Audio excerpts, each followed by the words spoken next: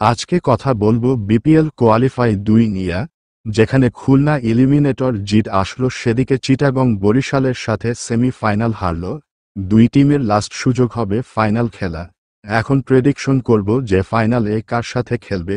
বরিশাল শুরু করবার আগে চ্যানেলে নতুন হলে সাবস্ক্রাইবও করে রাখুন। আমরা ফাইনাল ম্যাচের জন্য প্রেডিক্ট করব কে এবার বিপিএল চ্যাম্পিয়ন হবে, তো মিস না করতে চ্যানেলটি সাবস্ক্রাইব করে রাখুন। চলেন শুরু করি। খুলনা নিজের লাস্ট ম্যাচ খুব ভালো ব্যবধানে জিতে আসলো। তার জন্য বলা যায় টিম খুবই চাঙ্গা হয়ে আছে এবং তারা সেমি-ফাইনাল 2 জিতার আশায় থাকবে। মেহেদী খুব ভালো খেলছে এবং নাইম শেখ ও ভালো ফর্মে আচ্ছা এবং বোলিংয়ে নাসিম আস্তার বর্ষা হয়ে আছে এবং নিজের লাস্ট ম্যাচের পারফরম্যান্স ধরে রাখতে যাবে।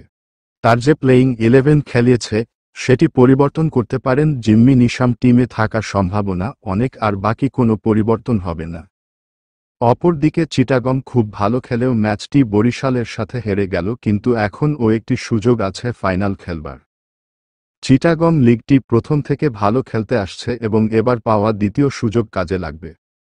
আর এবারে নাফায় আর ইমনের পুরো দায়িত্ব থাকবে টিমকে ভালো রান করি দিবার। বরিশালের সাথে বোলিং যে ভুল হয়েছে তা করতে চাইবে না।